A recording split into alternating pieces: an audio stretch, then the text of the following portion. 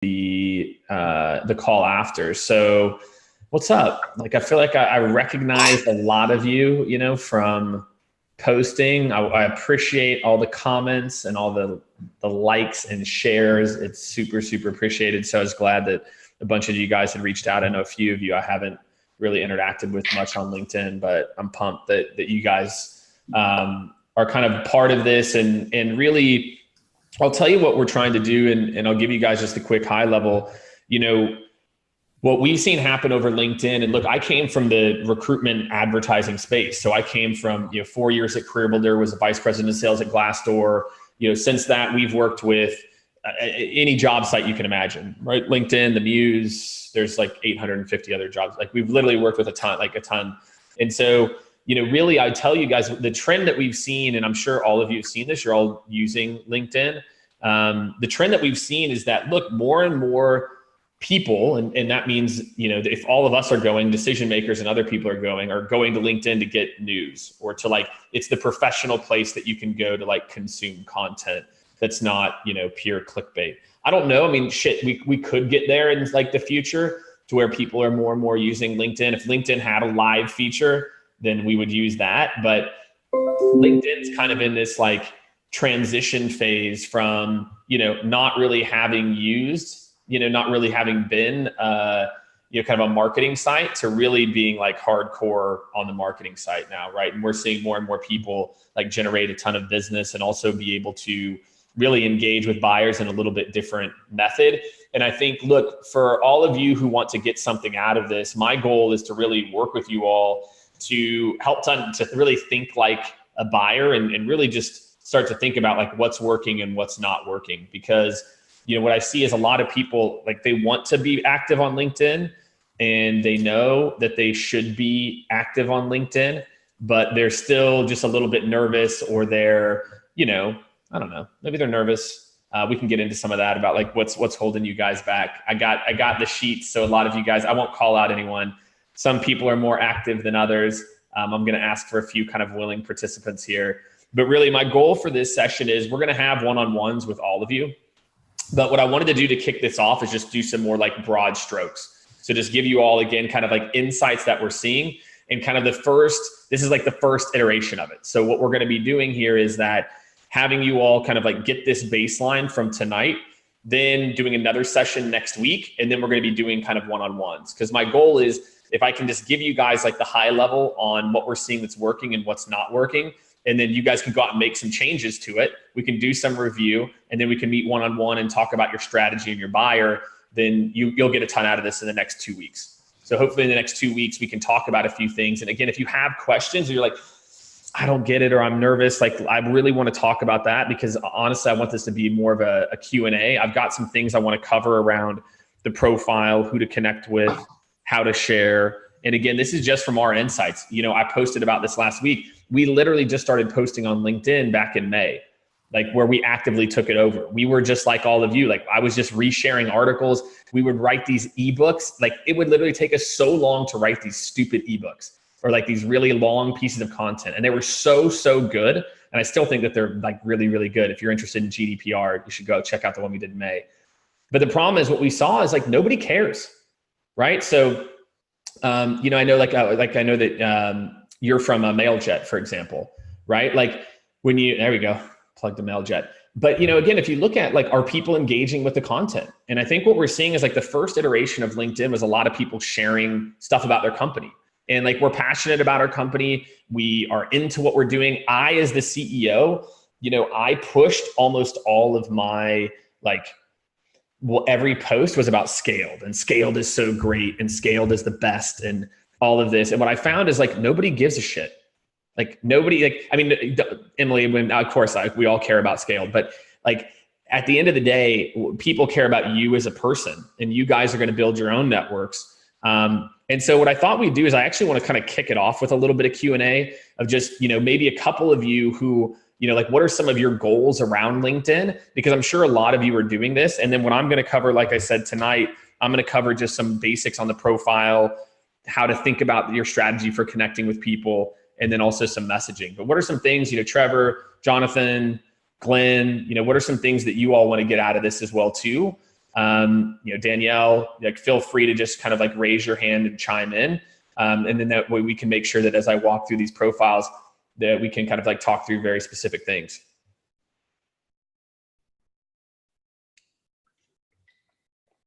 All right. Hold on, can I unmute you? He's raising his hand. Hey, can you hear me? Yep. Awesome. Hey, Jake, thanks so much for taking the time to put this together. Love what you're doing over on LinkedIn. So one of the things that I wanted to, or what I was hoping to get out of this is just to see how do I push certain content to engage with specific prospects within the demographic. I know that sounds a little bit weird because right now I'm trying to reach out to my ICPs and trying to add them on LinkedIn, but also follow them and engage with them. So it's more about like, how do I use LinkedIn not to do that hard selling, but more of that soft selling and really nurture those prospects over a given time period. So that's my main thing that I want. Dude. Yeah, we're going to do that. And do you care if we look at your LinkedIn profile? Do you care if we share it? Cool. Share All it. Right. I already took a look at yours, so I'm already well versed in it. Cool. All right, Jonathan, I think you had something too, man. Yeah. So one thing I'm super curious to hear about, part of my career was in marketing agencies. Part of my career was in tech. I've recently started, I took my consultancy full time. So I'm going back to working with marketing agencies. Awesome, man. Congratulations. Thank you. So my focus is on very basic sales and outreach strategy for marketing agencies.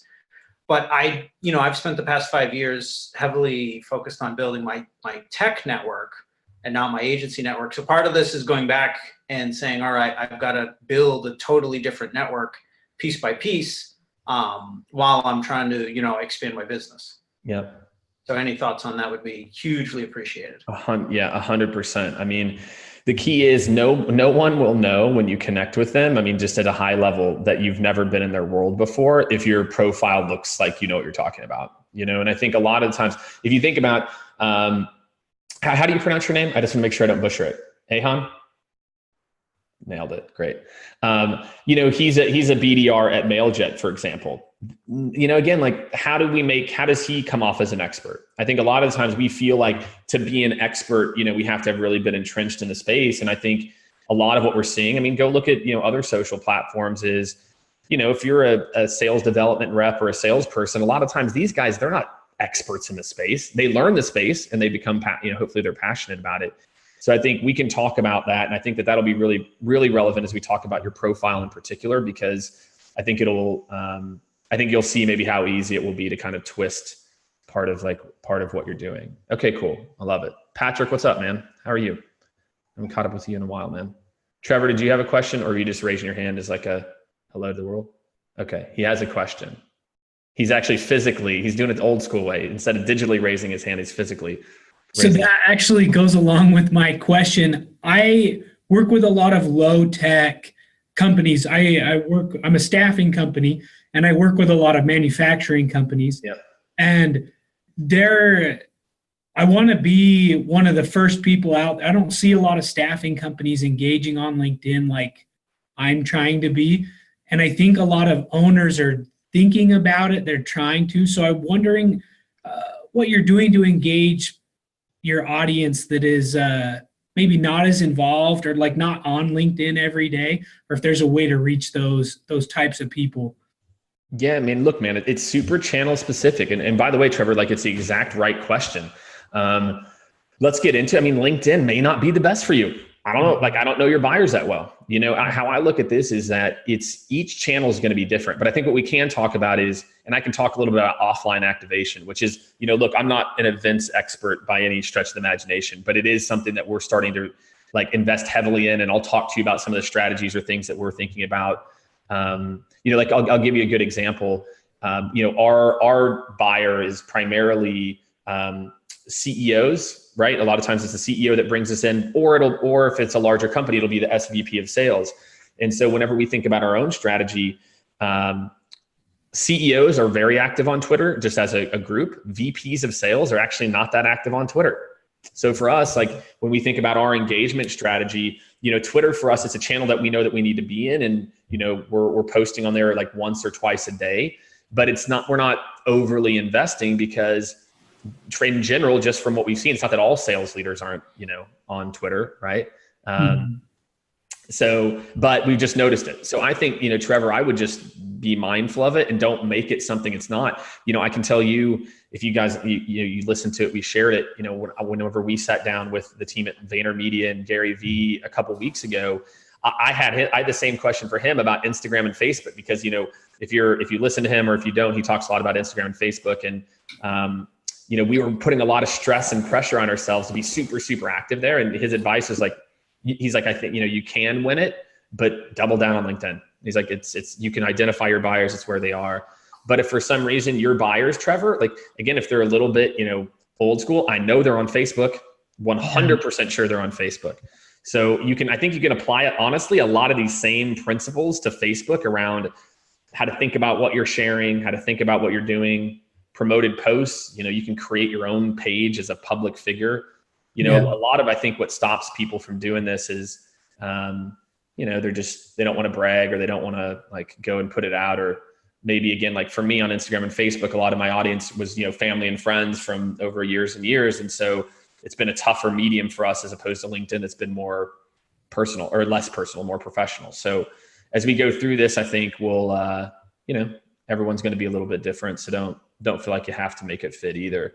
So here's what I'm going to do. I'm going to hop in. I'm just going to talk a little bit about the profile piece. And what we can do here is, let me just share my screen real quick. All right. What is up, everyone? So I pulled up, do any of you guys follow him? Avtar, if you're in the agency business, do you know him? He was at Publicis. He's a few other companies. I pulled him up because I think that he's somebody that has a good following and also like does a pretty good job of posting. But actually, you know what? I think I'm actually going to start backward. I'm going to start with what to share, because I think like this is actually something that tactically you guys can change tomorrow, and then I'm going to reverse engineer it. I've changed my mind. So posting. All right. So I want to talk first about what we're sharing. So here's a guy who has, I think he has 38,000 followers, right? And I'm going to talk about how to build your audience. Like, Jonathan, this is for you in particular. But again, with 38,000 followers, the thing that I want to notice here, what we've seen time and time again, and by the way, like this could change, like this is just all about whatever LinkedIn's algorithm is now, is that posts that perform better are actually text-based posts. So although, it's actually like super counterintuitive, because all we hear is like video and like imagery. And don't get me wrong, it's important to mix it up so your audience doesn't only see text posts from you. You know what I mean? So like they see other things than text posts. And you can see here, even whenever he's kind of sharing an image, he's also putting some like opinions on it, right? And if you look here, that what I'm going to illustrate, this is from, I think, what was it? Yesterday, 16 hours ago. So on average, he's getting like 311 likes, pretty good comment engagement. Again, and just the other thing, like he did this over years. Right. So if you're at like 2,000 or 3,000, like you're fine, and Jonathan, this is part of the strategy, is just making sure that you block out 30 to 45 minutes every day to just connect with people. Like, do not feel like you have to. There's some people who are like, you have to, have their email address. Look, who cares? Like, so, like there's some people who get pissed off when other people tag them in a post. Like, why are you pissed? Like, that's great. Tag me all day. You guys can feel free. Tag me all day. It's great. It's just exposure to the network. But I think a lot of people are nervous. So, Jonathan, for you in particular, and again, as we talk about kind of like building the audience, it's actually okay if you only serve a certain niche, because then you can just connect with all of those people. How many of you have Sales Navigator or LinkedIn Recruiter? Some of you, a few of you. Glenn, I see you shaking your head. I would recommend that a lot of you go ahead and make the investment. It's not expensive, guys. It's like $50 a month. But what it'll allow you to do is do much better like list building on LinkedIn. So it'll allow you to do a lot more, again, like hyper targeting. Like, let's say you only sell into finance, or you only do this, and you want second degree connections. So it'll basically allow you to kind of build a list of people that you can then go and easily connect with. And so, Jonathan, I would have zero shame in doing that. So who are the new people in your new space? It's okay that you changed industries. Don't even worry about it. I would just start, literally, I would block out every 45 minutes, or go on Upwork And again, a lot of this is like you guys, whatever your comfort level is. And, you know, again, you can hire someone else to do it. You can go on Fiverr, you can go on all these different sites. You kind of put together the targeted list and just connect with the people. I'm not saying that you connect and then immediately message them. Stop doing that. Do not connect with someone and immediately message them, right? That is like the cardinal, don't do it. I know a lot of times you're like, but they connected with me. It's like, yeah, they just hit like accept. So I think for a lot of you, this is about, I think, I can't remember if he's, Trevor, this is about building for the long game. Like I want you to think about what you're doing here. You should, one, if you're in sales or you're in marketing, you should pick industries that you actually like and that you might want to be a part of for a while, right? Because that's really what we're talking about here, right? So if you're selling into operations or manufacturing, you gotta care about it to some extent, because then you're going to want to invest in building that network. Because if not, it can become really cumbersome and burdensome. And I think that's what happens with a lot of people is, they get into sales jobs or in industries, and that's why they don't think about building a network of people. Dude, this is old school, right? Like Jonathan, Glenn, like, I'm looking at all the people, like we're the statesmen here. This is called building a Rolodex, like it's not that foreign of a concept here. The cool part about LinkedIn is you can just build the Rolodex fast. I can run a search for who I want to care with, and I can connect with them. And over time, I'm going to build value with them, right? And so what I wanted to illustrate, so that's how I would think about audience, like the connecting, is you have to block out time every day for it. I still block out time to connect with different people as well too. I'm not above it. I think you have to grow your audience organically and with a little bit of force. Like I'm not sitting here hoping and praying that more people like come and like follow, my profile. Like I'm out here every fucking like day trying to make it happen. You know what I mean? And I think a lot of people are like, well, if I just put out good content, they will come. And it's like, well, yeah, like that's definitely part of it, but you also have to go out and do it. So don't be scared or worried that like, well, I don't know Trevor, or no, connect. What are you going to do? Say ignore?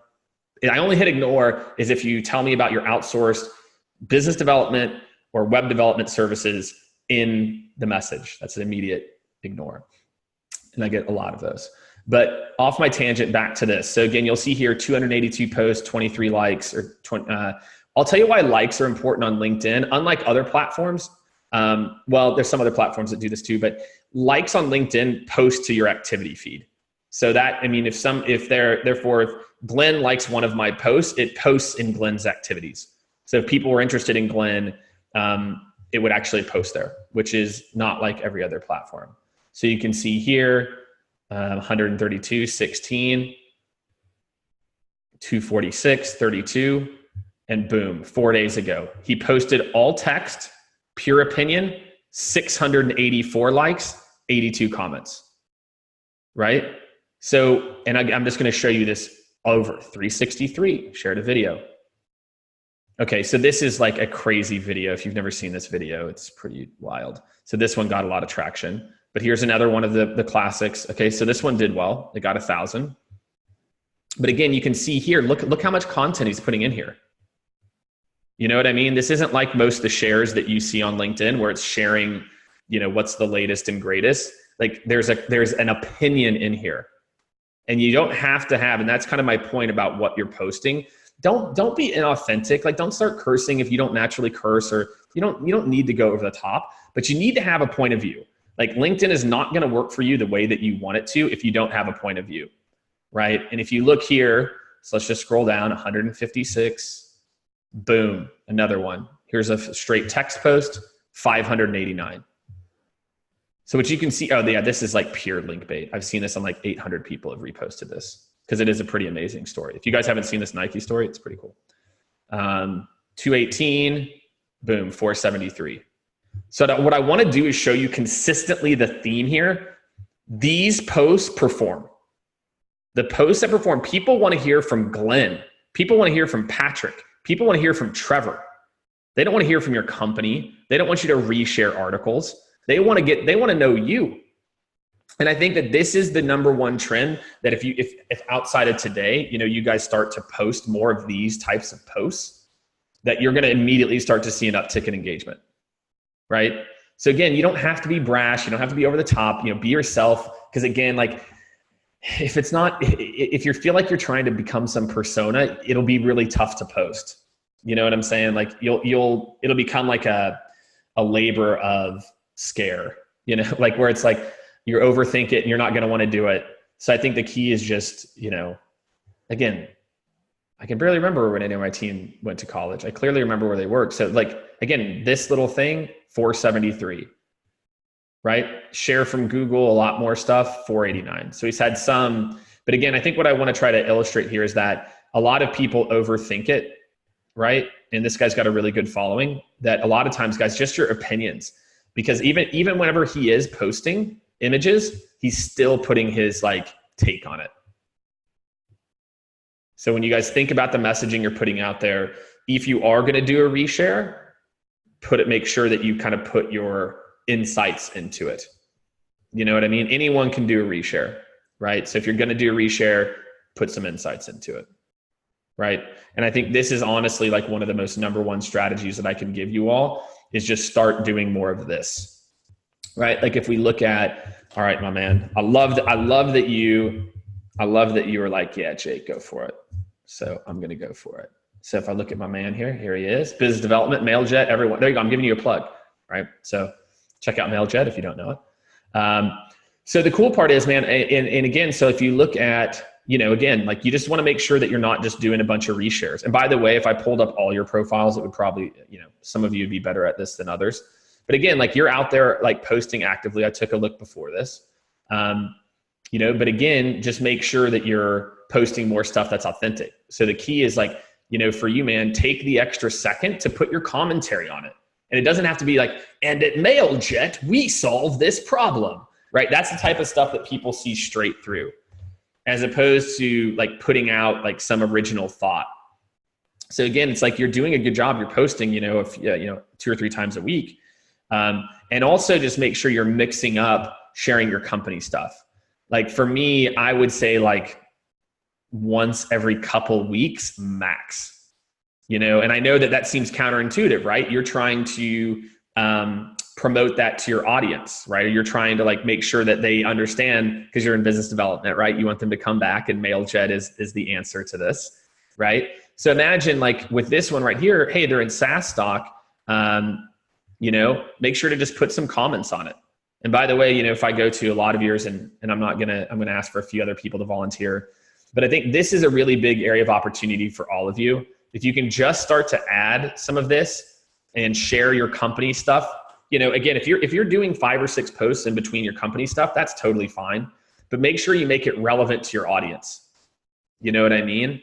Like SaaS stock, for all CMOs, Judy is the person to follow. Here's something interesting that Judy says, So how does that resonate with all of you?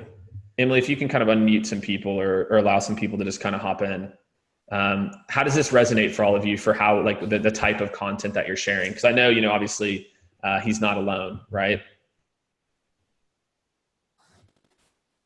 I think it's wonderful. I think it's very insightful of you to point that out, that we need to customize our post and give some value in it rather than just throwing a regular sales thing. Yep. At people. Try to differentiate yourself from other people, in other words.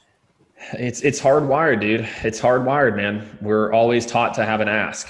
And I think that's the counterintuitive part. I mean, I can just tell you guys from me starting to post at Skaled, we've closed almost $60,000 in new business just from people commenting or DMing. But what's the ROI on one LinkedIn post? Like, I don't know. And we're not doing it for the new business. It's like, we're just putting it out there. And the key is just, again, having an insight into it as opposed to posting with an agenda. Because when you post your company stuff, it's like, I know you have a little bit of an agenda, so it's like, Trevor, you're in staffing. It's like talking about the impact of people and human dynamics in manufacturing. And it's as opposed to like, hey, if you're hiring, we can help you, which is what I see a lot of recruiters and staffing, they put out there that type of content, and it just It's like your friends will share it, or everyone at the same recruiting firm shares it, but then nobody outside of that really interacts with it. And that's actually what I see. I see a lot of CEOs in our little software world in particular. If you look at the actual interaction, it's all their employees. And it's because they're still just talking about, we're the best, we won best places to work, we're the best, as opposed to like, I want to help you and I want to change what it is. Trevor, I didn't know if you had anything you wanted to add. Oh, I was waving. My coworkers are all leaving for the day, so I was waving. But no, I mean, I wish I could say that what you're saying was like common sense, because I think that it totally is, but it's been really valuable to hear you say it, because it makes sense that people want to see you in the post. That's what I like about my personal Facebook page is I like to see what my friends put out there. And I think, it's the same here on LinkedIn. Is I'd rather see a genuine post from a person than getting an advertisement, even if it's coming from a friend on LinkedIn that I know. Sometimes I just scroll past. I'm like, I'm not going to like that. It's not even that good. So. Trevor doesn't want to throw his buddies a little like out there, a little something. That's right. Yeah. Yeah, and the other thing is just, hop into some of the conversations too. Honestly, that's kind of the next level piece. And I know like a lot of this is like, man, Jake, like where do you find the time? But I can just tell you that this is, especially if Jonathan, as you're building your business, and Trevor, as a recruiter, man, your network's everything, like the type of quality of candidates you have, the relationships you have at companies. But again, like if you look at the interaction from a comment standpoint, like people appreciate that. You know what I mean? Like it makes a really big difference whenever you hop in there. So the last thing, the last thing I want to talk about, and so kind of the exercise for all of you and that we're going to work with one-on-one here is going to be, you're going to be challenged now between now and, kind of next Tuesday. I think we're going to do the next section next Tuesday, Wednesday. Emily will send out the details to start to share. Hopefully I can get all of you to share at least every day between now and then. If not, we'll call it like, 3 to 4 times. And also I want all of you to kind of like start to work on the LinkedIn profile. So I want to talk about that a little bit now. So let's see. All right. So who else doesn't care if I pull up their profile? Let's see. Who do I got on here? How about, can't do my man anymore. What about you, Danielle?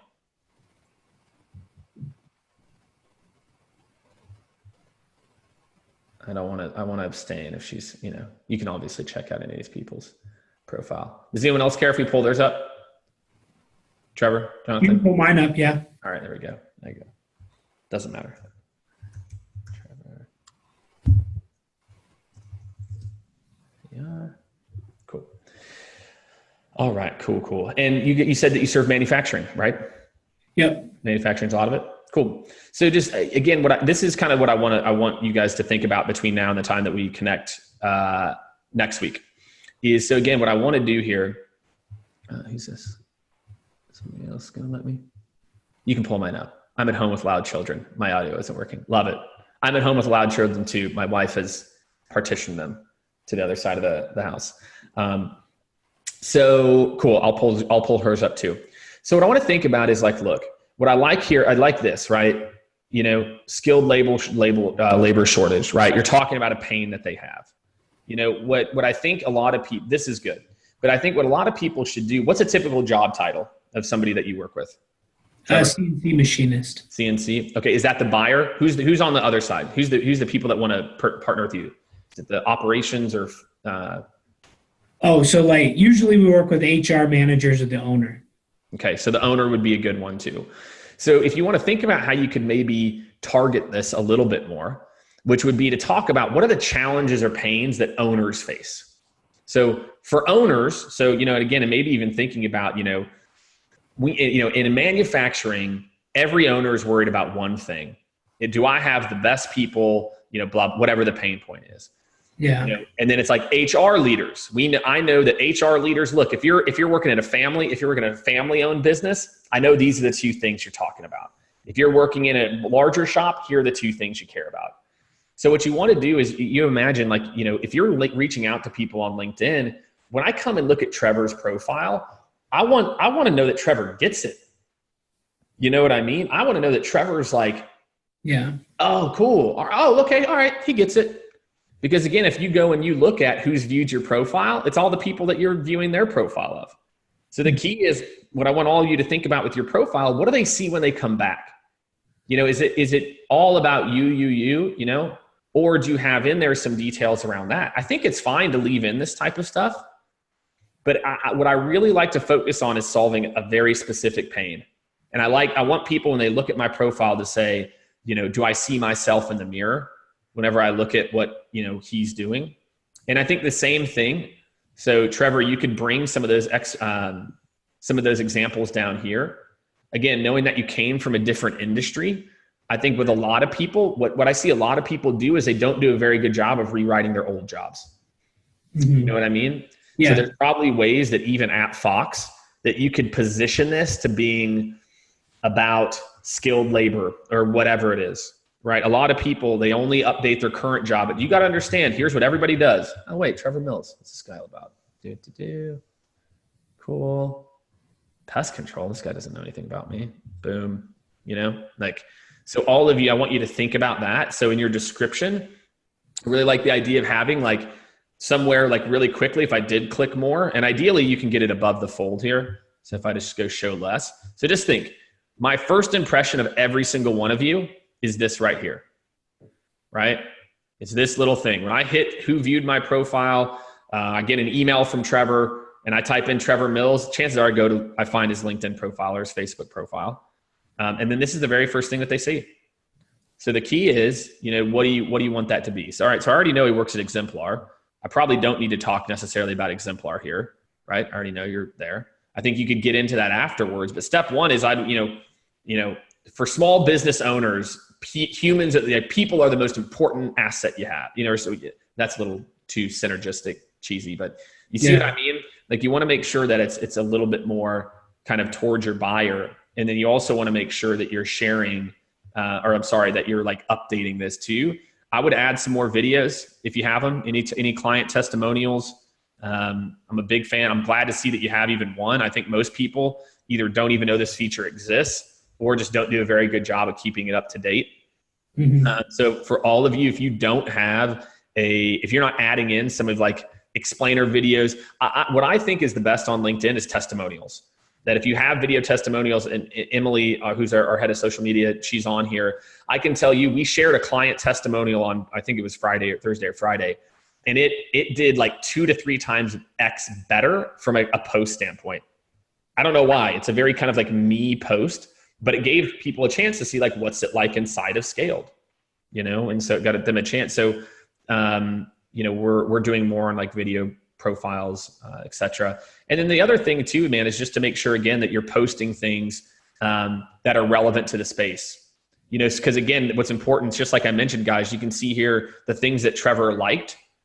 Right. So again, this is a good one. Hey, if you know anyone that's mechanically inclined, all right, there he is. Maybe it's a video. So just always keep in mind your top, what was that? MySpace had your top 8, right? Like your top 8 best friends. You know, kind of LinkedIn has like your top few posts too.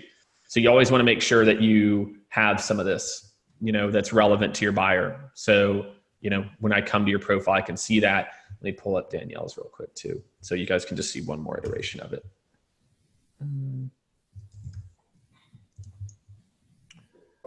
Got loud children. So you got Danielle. No, I want to type it there.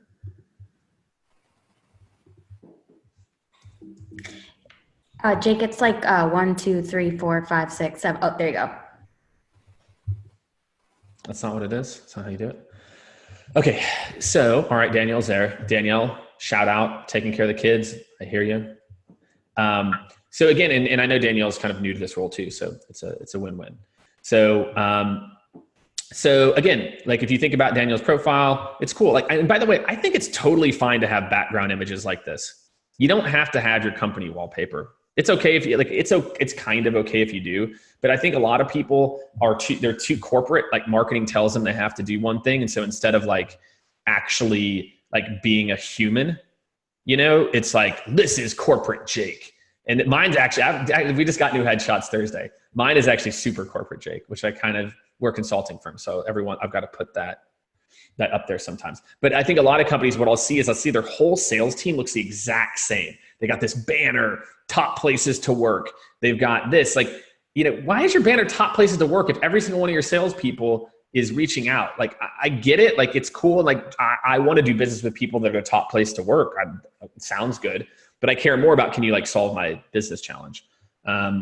So again, it's very right? So she's got some videos. Awesome. Right. So again, this talks just a little bit about, and again, she's in sales optimization. I know she's also doing some business development work. So again, instead of like, about what I do and like my background, whether I'm doing this or this, this is actually a more classic example of what I see of a lot of people's profiles, where it's all a lot about like their work experience. Right. And so if you scroll down, again, business development manager, right? And I know she was in PR and did some marketing stuff, but imagine, again, so if we go to their clients, right? They're a SaaS platform enabling B2B companies to grow, share, and profit while maximizing customer lifetime value. It's very corporate. Companies' advanced intelligence is delivered seamlessly through Resilient. They're a great company down here in Austin. I know these guys. Existing field sales workflow, CRM applications, e-com channels. So again, like let's say if again, it's about efficiency, it's about workflow. And you think about how if you go to the profile, how do you talk about workflow experience? Like, look, by being in marketing, it's my job to make sure every single XYZ person, job title or whatever, understands how these things all fit together. I'm an expert at helping these organizations put the pieces of the puzzle together. Right. So you want to make sure again that all your previous experience kind of talks to that. So again, and guys, this doesn't take very long. This takes like 30 minutes at maximum. Right. And so between now and then, so I think these are kind of like the big pieces. We're going to wrap on some questions here. We want to, we've got a few more minutes here. So again, big things, rewriting the profile. This one's like out of camera. Rewriting the profile so it's more buyer centric. Highlight some of like the buyer use cases and things that you're working on. And I think that's a really good step one, coupled with starting to do more text-based posts, right? And I think if that's all that we do between now and next week, I think you guys are going to see a big increase. Well, not a big, I don't want to promise like overnight, right? Step one is just, if you're already using LinkedIn, it's just, can you make sure that it puts on a better kind of front? And what I can tell you, and not even front, it's who you actually are, if you do genuinely care about your buyer. But what I can tell a lot of you is that it's also, the funny part about this is it's also a better resume. Like if you were looking for a job for whatever reason, like, and I was the VP of sales or whatever, and I saw your profile and you talked about, I'm an expert in this. This is what I know about buyers. This is how I know what your market is. I also think you're a better candidate than like, I made President's Club, whatever, or like I'm the #1 salesperson on the planet. So cool. So this is kind of the high level of what I wanted to cover now. So let's open it up to the last couple questions here. Like I said, we're going to, I'll just show you guys mine too, so you guys can see how we're trying to do this. I'll tell you this. It's actually, we've noticed an uptick in engagement when we do use the word, like, how you're always taught to like never say I, right? It's always like whatever. We've actually noticed like better engagement whenever like I do say I, like I think this versus like the scaled, whatever it is. So at least the data that we found, and again, if you look at that example that I show you, it's okay to say I, like, and I think a lot of people like there's not, and again, it's not like 100% tried and true formula, but I'm just saying these are like general trends that we've seen.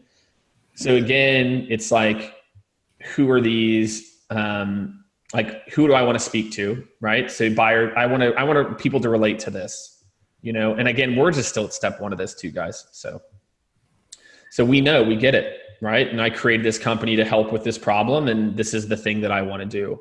And then for me, I also want people to come and like engage with me on other platforms. And so what I've done in the CEO section is you don't need to go to the website to see who we've worked with, right? And we did this on purpose. So if you're coming and you're like, wait, who's this Jake guy? What's this Scaled about? You can really quickly come and you can look at my LinkedIn profile and you're like, oh, they've worked in my vertical. Cause I mean, we've worked with, almost 400 companies now. So we've worked with technology companies in a bunch of different verticals.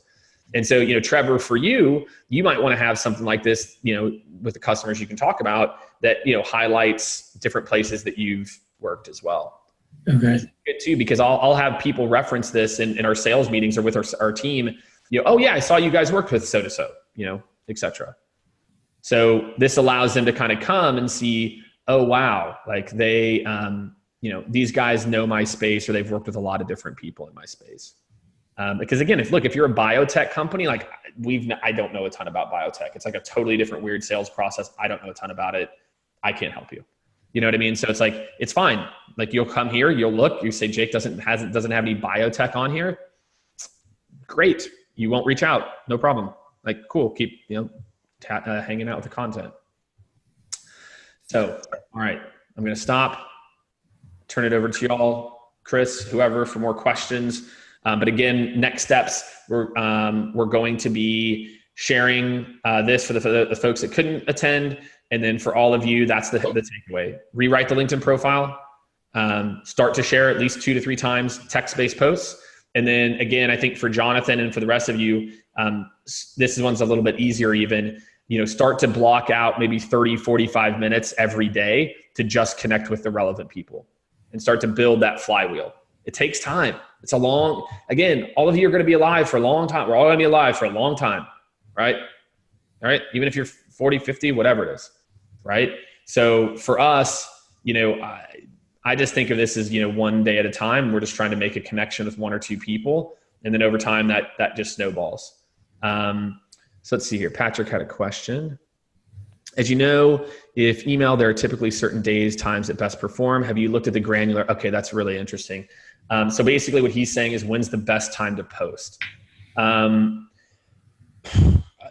We've seen both. Emily, you're on the call too. You can probably speak to this, or actually for our next call, we can talk. I can bring some more like hardcore stats. We've traditionally tried to post in the morning EST, CST. So that means between 10 to 11 EST at the latest, because you want to get in front of people. Ideally too, you want to get in people even sooner. So sometimes we'll even try to get it out at 9 EST. So it kind of gets out there and has more chance for people to interact with it. But we'll change it up. That's like a goal for us, but we don't hit it all the time.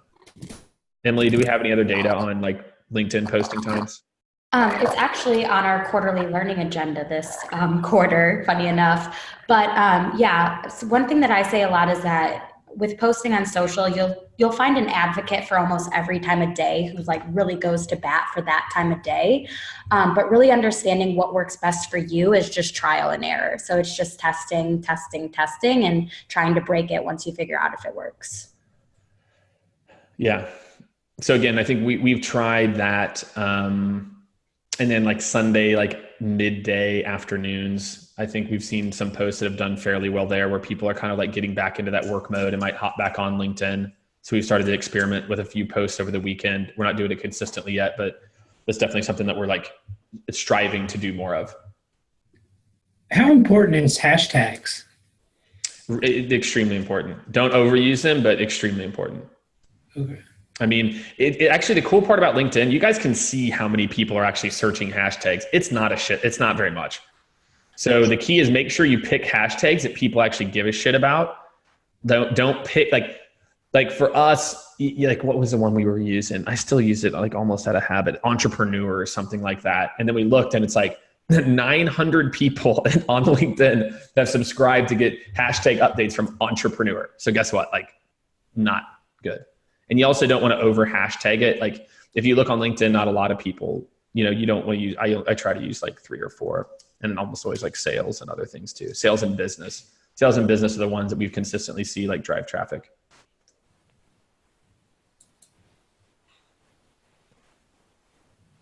All right. One more question. Does LinkedIn have contextual hashtags like Twitter? Emily, maybe you can answer that. Can you define your definition of contextual hashtags? Yeah, that's what I was going to ask too, but I didn't want to sound stupid. Like it will come up in the stream even without a hashtag. I don't know. Like if you use a word that's a common hashtag, the way that Twitter kind of aggregates that content, like if you're using, okay, yeah. That is a good question. I actually don't know the answer to that question, but I can. Yeah, that's cool. Yeah, we can check that out for sure. Like, yeah, we can definitely. But yeah, we haven't, I'm trying to think. Actually, you could do like a quick proxy. Just type in hashtag sales into LinkedIn, for example, and just see if if all the posts are hashtag sales, then that'll tell you it's like not a thing. Again, we'll just usually use 3 or 4. Okay, cool. All right, one more question. Since I didn't have a good answer. Chris, what about you, man? I'm curious to hear, are there ever any instances where maybe a competing company, but actually just not talking about products, but just the space or whatever you'd particularly solve? Do you ever engage with that on LinkedIn? Oh, like trying to engage when a competing company is talking about a topic or talking about your company? Just talking about a topic, not company related, but have there ever been any instances, I guess, where you'd run into that or see that? Well, I think it's tough to do well. I mean, nobody wants to see it. I'll tell you what, it's annoying when you see someone, like talking about something and then like someone else interjects with like a product pitch. It's doubly annoying if you then direct message that person. Look, I think if you have anything that's insightful, Chris, and it's not like overly company propaganda, it's more of like an insight, and it's not an insight that's like, and the answer, to your problems is Salesforce, or whatever it is. I think it's probably okay. We in our little kind of consulting world, different people will hop on different threads, and they do it with like an insightful post about something. So I think where I see it go wrong is when reps chime in and are like, well, at XYZ, we are actually the best at quote to cash. And it's like, dude, come on. And that's when I think it hurts your brand. Yeah, the funniest part is how little marketing even pays attention to any of this stuff. Marketing's not monitoring any of this. They're just monitoring like what your LinkedIn profile does, which is interesting. Okay. All right, everyone. So look, I hope that this was super tactical, very, very helpful for all of you. Again, Emily's going to shoot out an email to everyone here. And for everyone else who's kind of following live, we'll share a link early next week. And again, guys, LinkedIn profile, again, just really think about, is it speaking to the buyer?